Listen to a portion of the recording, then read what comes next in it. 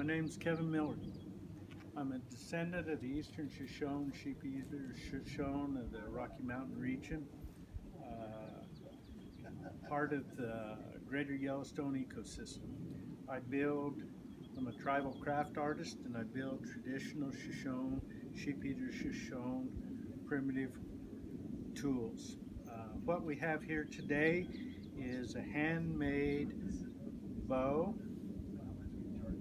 arrows, bow case, and quiver, complete with a twisted strap. The fur in this case is beaver that I harvested and tanned myself. It's sewed together with sinew from a deer. The beading is circa 1800 to present. Uh, Beads from Czechoslovakia or other places in Europe. This is a timepiece reproduction. Briefly speaking, it shows the technology that the Indians, Plains Indian and primitive man used before the oncoming of Europe. Twisted bow case, bow quiver uh, strap, twisted instead of braided. Before the introduction of the Spaniards and the horse, Native Americans did not braid, they weaved or twisted. Uh, the the bow with the bow case and the bow, it slide in. Everything had purpose, function, and belief in it. This is Shoshone because the Shoshone, their identity was the rose. So what you have on this is wild rose. This is pre-European description. If it was post-European prescription, this would be a European rose, which also identifies the Shoshone tribe. This is a wild rose, and it's very similar to what the northern crow on the northern edge of the Yellowstone ecosystem portray. This bow case is made out of beaver. The quiver is made out of beaver. It consists of the quiver cup, which is a rawhide cup at the bottom where you can raise and lower your arrows so you can get to them. This is called a quiver stick. In Indian jargon, it is called the medicine stick. On top of the medicine stick, they would decorize with the medicine of what they were. By looking at this bow case, you would say, this is not a man about town, this is not a hunting warrior of prominence. This would be more of a medicine man or a family man because he has the medicine of the porcupine, which means family. His arrows in this, the stick is used to raise and lower so access to get to it. His arrows are made of wild rosewood shoots, stone points, and the bird of his liking. This one is made out of domestic turkey.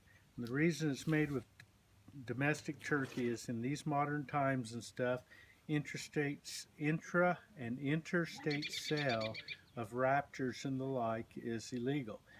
But I did design this one with the same aspect of a medicine man who was a Sioux named Black Elk, who always uh, fletched his arrows circa 1890 to 1930 with the cock feather, a white feather, which in his time was a pelican feather, and then the side fletchings, he always used raven or crow.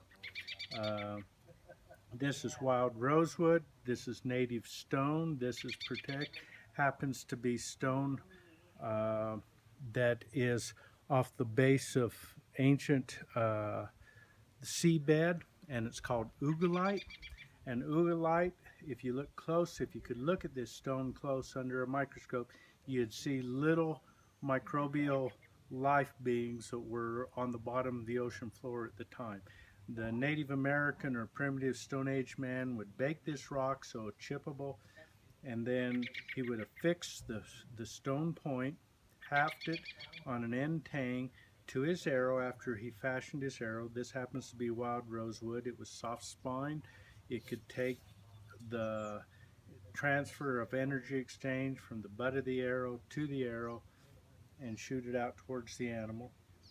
Uh, The fletching is put on 90 degrees, a third separate. The pinch grip on this one is so when the Indian is opposed to different shoots, this is so he can grab it like this. If it was a tertiary grip, he would grab it like this. But the sheep eater and eastern Shoshone, most commonly, they like to grab an arrow like this. The way they would shoot, if this whole thing I'm holding in my hand is my bow, they would shoot whether horseback or footback from the chest. They would do it like a cowboy throws a rope. They would point and shoot. So if I'm going to shoot at something out there, I would throw my bow hand to it, and at the extreme pull of it, I'd just simply release. So my eye is going from the vision of shooting is going from the triangular motion of where my bow goes to the tip of the arrow, and I'm lined with the animal and I shoot. I just release and the arrow goes.